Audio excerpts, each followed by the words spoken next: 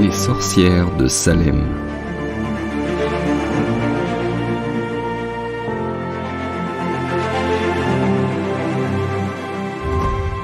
Bonjour à tous. En 1692, la petite ville de Salem, dans le Massachusetts, est le théâtre d'une série de procès pour sorcellerie qui conduisent à la condamnation et à l'exécution de 20 personnes, dont 19 femmes. Ces événements tragiques ont été marqués par la peur, l'hystérie collective et des procédures judiciaires douteuses. C'est une affaire qui a marqué l'histoire des États-Unis et qui, encore aujourd'hui, est entourée de mystères. Essayons ensemble d'en lever quelques-uns. Pour comprendre ce qui s'est passé à Salem, il faut d'abord se plonger dans le contexte historique de l'époque. Au XVIIe siècle, la Nouvelle-Angleterre est une colonie britannique. La population y est majoritairement composée de puritains, c'est-à-dire un courant religieux qui prône une stricte observance des règles morales. Les puritains sont en effet convaincus que le diable et les démons sont omniprésents et qu'ils s'attaquent aux hommes et aux femmes pieux. Il faut donc avoir la vie la plus pure possible pour réchapper à leurs tentations. Chacune de leurs actions doit être guidée par la foi et la piété. Les puritains croient aussi que les divertissements tels que les fêtes ou le théâtre sont immoraux et doivent être évités. Enfin et surtout, ils croient que les sorcières sont des agents du diable et pratiquent des rites sataniques. Bon, ce ne sont pas les seuls à y croire. La chasse aux sorcières connaît ainsi son apogée en Europe entre 1560 et 1580 et au début du XVIIe siècle. Les puritains étant à l'origine des colons européens, ils ont donc emporté cette peur avec eux jusqu'au Nouveau Monde. Mais les événements de Salem sont autrement plus complexes qu'une chasse aux sorcières classique. D'abord, ils ont été précédés par des luttes politiques et religieuses au sein de la communauté. Salem est en effet divisé en deux parties. Salem Town, un port prospère, et Salem Village, une communauté agricole. Et ces deux entités se disputent les ressources, le pouvoir politique et les croyances religieuses. Les tensions entre les habitants de la ville et du village s'intensifient au fil du temps, alimentant les rivalités et les ressentiments. Par ailleurs, la vie à Salem est rude et les tensions sont fortes. La guerre contre les Indiens est en cours et la famine menace.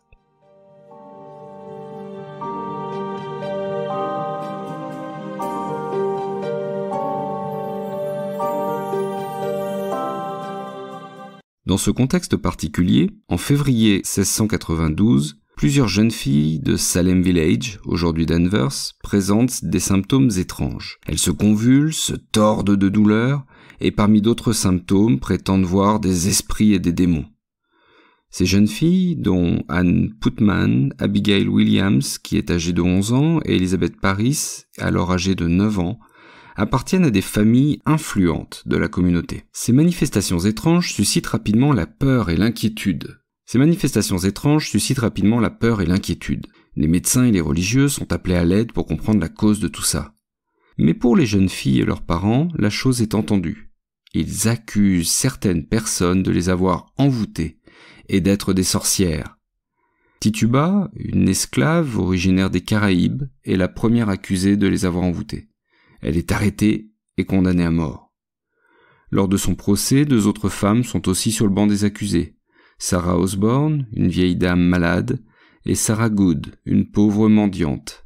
Elles aussi sont exécutées.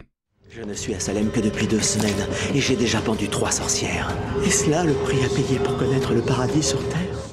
Ce n'est que le début de la chasse aux sorcières. En effet, ces premières exécutions n'arrêtent rien, bien au contraire. Rapidement, d'autres personnes sont accusées, dont des femmes âgées, des personnes handicapées, des étrangers. Et les accusations se multiplient.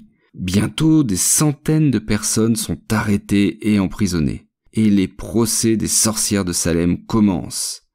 Alors il faut imaginer que les tribunaux sont présidés par des magistrats puritains, absolument convaincus de la culpabilité des accusés.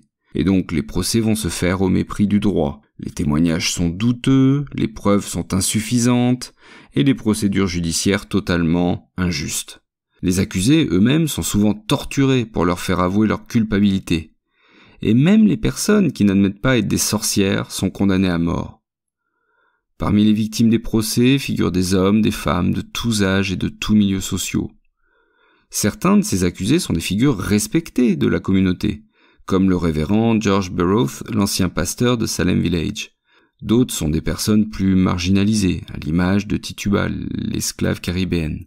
Et ces procès des sorcières de Salem prennent fin en mai 1693, lorsque William Fifth, le gouverneur de la colonie, horrifié par la tournure des choses, dissout enfin le tribunal spécial.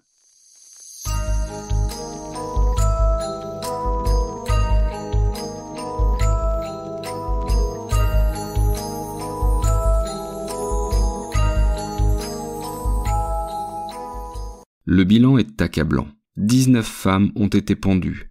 Un homme a été écrasé à mort sous des pierres après avoir refusé de plaider coupable ou non. 5 personnes sont mortes en prison. Des familles ont été détruites, des biens confisqués et la communauté de Salem a été profondément divisée.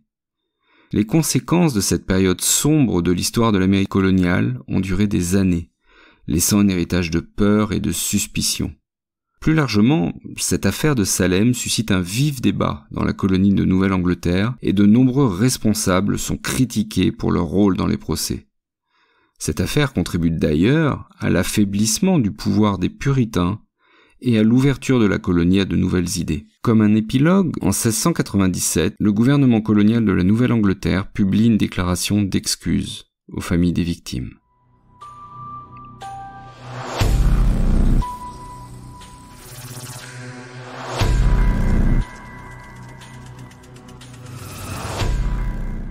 Alors, comment expliquer un tel déchaînement de violence et de suspicion ?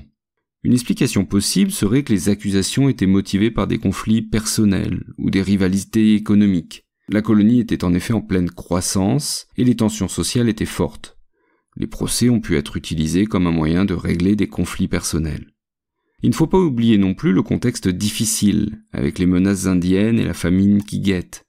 Cela a pu favoriser une sorte d'hystérie collective, pour chercher des victimes expiatoires afin d'apaiser les craintes de l'avenir. Une autre explication serait que les jeunes filles étaient atteintes d'une maladie psychosomatique ou psychiatrique. Il est également possible que les procès étaient une manifestation de la répression puritaine contre les femmes.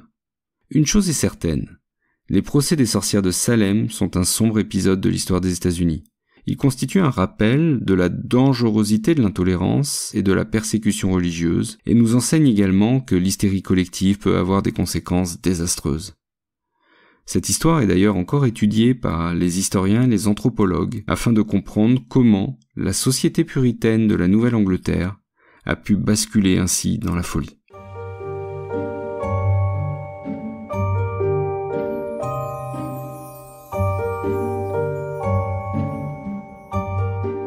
Merci d'avoir écouté cet épisode. S'il vous a plu, n'oubliez pas de laisser 5 étoiles et un petit commentaire sur Apple Podcast ou Spotify. C'est vraiment utile pour faire connaître ce podcast et c'est très agréable de vous lire. N'oubliez pas de nous suivre sur les réseaux sociaux pour ne manquer aucun nouvel épisode. Et à très bientôt pour une nouvelle page d'histoire.